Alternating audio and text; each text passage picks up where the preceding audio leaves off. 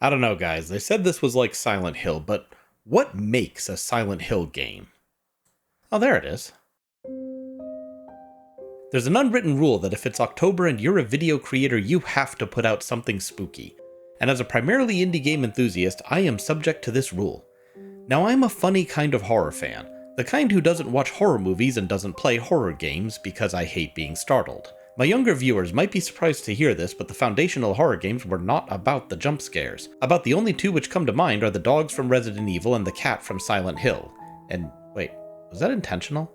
Bombarding your audience with screaming mascots is a very recent trend in horror. The horror games I like aren't looking to make me jump. No, they trade in something far rarer. Dread. First things first, if you're not a fan of horror, still give Fear the Spotlight a try. The Steam description promises no jump scares, that this is Silent Hill for young adults. If you're not familiar with Silent Hill, it was Konami's Sonic to Capcom's Mario, and if that made sense to you, then we can be friends. Our game opens with Vivian Singh and Amy Tanaka breaking into their school. The first thing you'll notice is, why does this look so blocky? I'm going to take a moment to defend low poly as an aesthetic. Like the pixel graphics of the NES and SNES, low poly models were a compromise enforced by hardware limitations. But equally, modern developers are leveraging the unexpected strengths of this approach and creating a style all its own.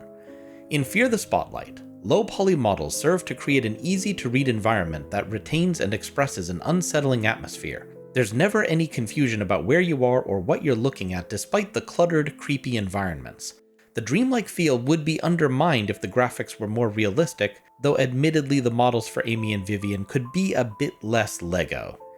In the same tradition, the game has graphics settings to limit the frame rate and give the visual impression of limited hardware without costing the gameplay. Cozy Game Pals, yes, that's actually the developer's name, were dedicated to replicating Silent Hill's feel while producing a mechanically modern game. They even kept the side-scrolling inventory screen.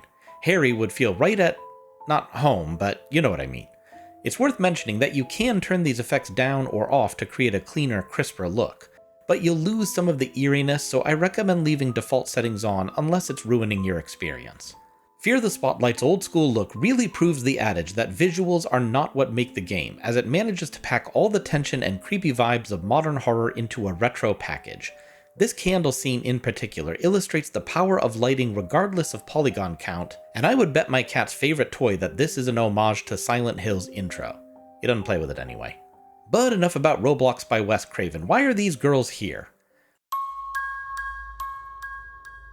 Amy has a keen interest in the occult, while Vivian has a keen interest in Amy. Since it's October, the library has put up an exhibit on spooky occult things like a Ouija board, tarot deck, some books Vivian is hoping Amy might like, and a radio that looks familiar. Being an overachieving academic, Vivian has some pull with the library. Pull she would rather Amy didn't see the full extent of. Enough that she knows where to find the key to open the display. We're ignoring Amazon's $10.99 Ouija boards for now. I like the way they set up the bond between them. These girls have some chemistry as characters, and you can tell how much they enjoy being with each other and that they're a positive influence on one another. There's a lovely little fake-out where Amy picks the lock to the library. Why can she do that? Does she have a past? Is she a criminal? No, her brother was obsessed with lockpicking videos on YouTube and taught her how.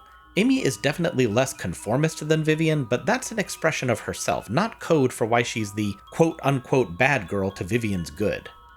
We don't get many full dialogues between them, but each one makes good use of the time to sell their friendship, complete with little bits and pieces that become recontextualized on a second playthrough. By the way, this intro is your tutorial. Breaking into the school, finding the key, setting up the Ouija board teaches you all the controls and skills you'll need to navigate the game, including the ones to get you out of trouble. The game's inciting incident is, of course, the seance. Amy attempts to conjure a spirit and lets slip that she's felt a presence following her recently, one she believes is connected to a fire that took the lives of 24 students and a drama teacher. To their surprise, it works. Amy asks if the spirit is dangerous and, give credit for honesty, the candles blow themselves out, and when Vivian relights them, Amy is gone and the school is different. Recent renovations have been undone, furniture is overturned and walls are broken. There are notes and records from 1991 and posters announce auditions for the school's play, Phantom of the Opera. What follows is a classically styled horror game with a very goosebumps story. There's no ultraviolence, no moral ambiguity, but there is very real danger. But whatever hell they've been pulled into, Vivian is not going to leave her friend to languish in it. One of the things that struck me early on is how astoundingly competent the gameplay is. I mess around with a lot of indie games. The more complex the game, the clumsier the control. And games with third-person, three-dimensional movement tend to be among the worst offenders, but Vivian handles perfectly. Tank controls are gone, praise be to Toyama. She moves with your left stick and the camera controls with your right.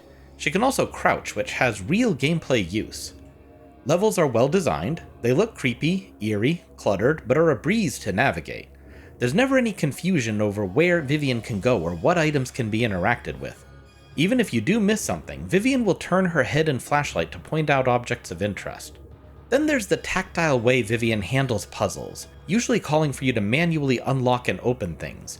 This forces you to control the speed at which crates open or personally pry open a statue's fingers. These creepy, unsettling acts occupy your attention, distracting you from whatever surprise the game has in store.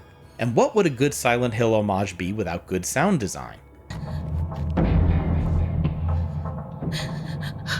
I know you're in here.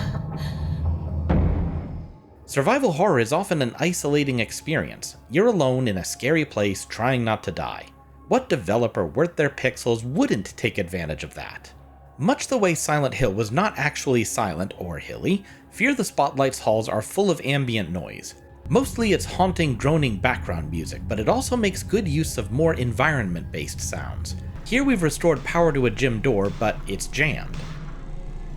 Something is thumping in this library, but we don't know what until a book flies off its shelf. Someone in this room is crying until we take the spotlight off them. Like its inspiration, sound is a big part of Fear the Spotlight's experience, and you'll want to appreciate all of it. There's even some adaptation in the dialogue. If you pretend to be a ghost during the seance, Amy will be shocked, but quickly realize what you're doing. That didn't need to be there, but the fact that you can do it and the game will respond makes both Vivian and Amy feel more real. Finding and saving Amy will require Vivian to delve deep into the secrets of the past, uncover the truth about the fire of 1991, and put to rest the angry spirits. Practically, this means searching the school's environs for clues about what happened 30 years ago, solving puzzles with a theatrical bend, and surviving encounters with this. This is Spotlight Head. And we're going to talk about him later. Because first, I want to talk about the story. And that means it's time to enter spoiler territory. Anyone wanting to avoid them can either play it first, it's not that long, or jump here where we'll talk about Fear the Spotlight's combat and how it subverts one of the oldest tropes in horror.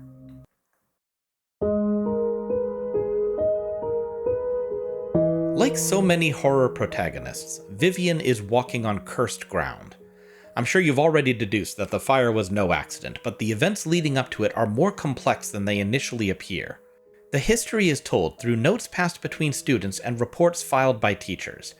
It tells the story of a girl named Chrissy Castro, a somewhat isolated and lonely girl who attended Sunnyside High in the early 90s. For the most part, students leave Chrissy alone and she lets them. That is, until Raoul catches her eye and Chrissy starts crushing for him. Hard. Unable to just go up and say hi, Chrissy instead auditions for the lead actress in the school play, which is sure to impress her crush. Much to everyone's surprise, including herself, Chrissy astounds, and no one is more shocked than Heather Moore, the most popular girl in school who had her heart set on that role for herself. Heather is a girl used to getting what she wants. Her father is the superintendent, a man the faculty really don't want to deal with. In retaliation for daring to upstage her, Heather and her friends lock Chrissy in a bathroom and dump cold water over her head.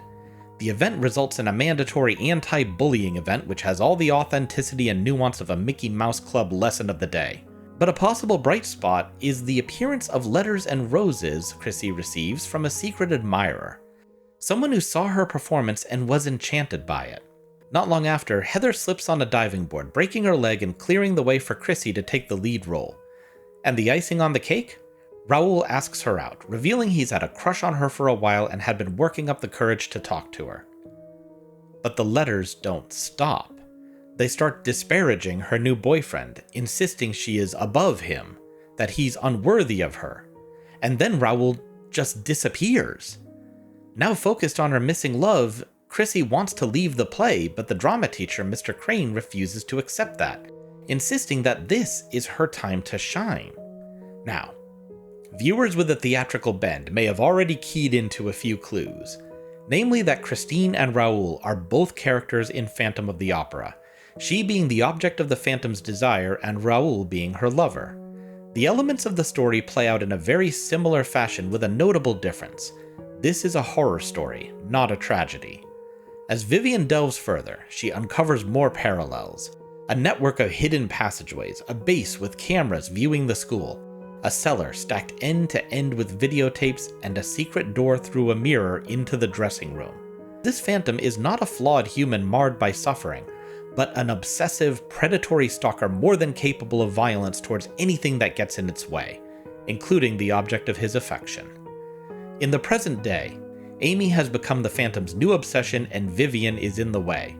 To save her, she will have to cross the same obstacles and finish what Chrissy couldn't. I'm only going to play this one clip from the final fight because I couldn't bear to leave it out, but I don't want to spoil everything, so you'll just have to play yourself to see it. It's eminently satisfying, as is the reunion that follows, as is the obligatory post-credits twist that gave me hope for a sequel. So watch this very brief clip, and then let's get back to the video. This thing to stop. Be careful, Viv. Mess him up.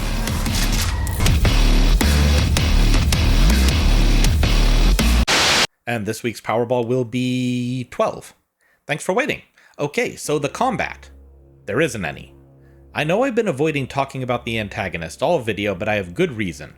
At first glance you might think, wow, this is the lamest take on the tall guy with a weird head trope ever, but you'd be wrong. Other takes fail because they try to copy the formula without adding anything new. Pyramid Head's representation of both James's sexual frustration and his guilt was novel and well entwined with the narrative.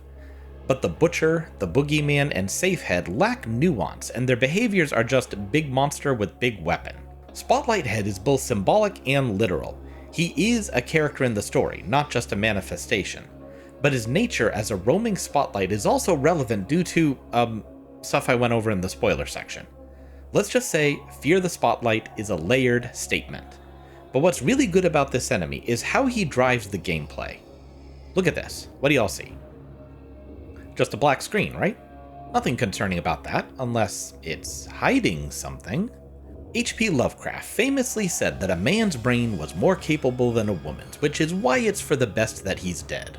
But he also said that the worst of fears was the fear of the unknown. Light is our species' primary way of knowing. Horror games have made use of darkness to hide their horrors for decades. Silent Hill sold itself on darkness and shadows that couldn't be replicated on Resident Evil's pre-rendered backgrounds. Fear the Spotlight turns that upside down. The school is gloomy, dim, full of terrors, but that isn't what you need to be afraid of. If visibility suddenly goes up, then it's time to find a place to hide, now. Instead of relying on gore or darkness, these devs made a well-lit room the scariest thing in the game, and it worked. Whether it's the monster himself or the ghostly spotlights that track you in the halls, it will always be bright, searing light that you hide from. Comparably, the uncertainty of the dark can be a relief. When Spotlight Head is in the room, you need to stay out of sight. That searing beam is your biggest threat. You do not want to be caught in it. He leaves a trail of burning ground behind him. This can cut off avenues of escape, as Vivian is not fireproof. If you want her to survive, keep a low profile and plan your movements carefully. I have to step back from calling Fear the Spotlight a survival horror game. While it is horror and you do have to survive, it lacks resource management. It's more of a horror stealth game. Yes, I've derided stealth in the past, but there's a difference between being a stealth-focused game and inserting stealth segments into an unrelated game. Done right, stealth is an immersive problem. The player must utilize tools or knowledge to avoid detection, but being detected is not the end of the road. Instead, it produces a new problem to solve. This softer impact invites risk-taking. Those actions can heighten the tension, the relief, or the panic when you're caught. Encounters with Spotlight Head are about carefully placing yourself to avoid being seen while tracking his movement through a room. He is quick and not entirely predictable, There are times when you will have to pull off a multi-step action, throwing yourself out of cover and then darting back, hoping he doesn't look your way in the meantime. Be quick and be smart. Also, Vivian has asthma, and if she has an attack, she'll need to use her inhaler. This health system is kinda goofy, but as a fellow asthmatic, I appreciate the representation. It only took me 2.5 hours to finish Fear the Spotlight, and I know that's a short game, but the developers priced it appropriately for the value. Especially if you're new to horror games, in which case this was literally designed for you. Well, there you have it. Fear the Spotlight, my scary new game. Thanks for playing, everyone.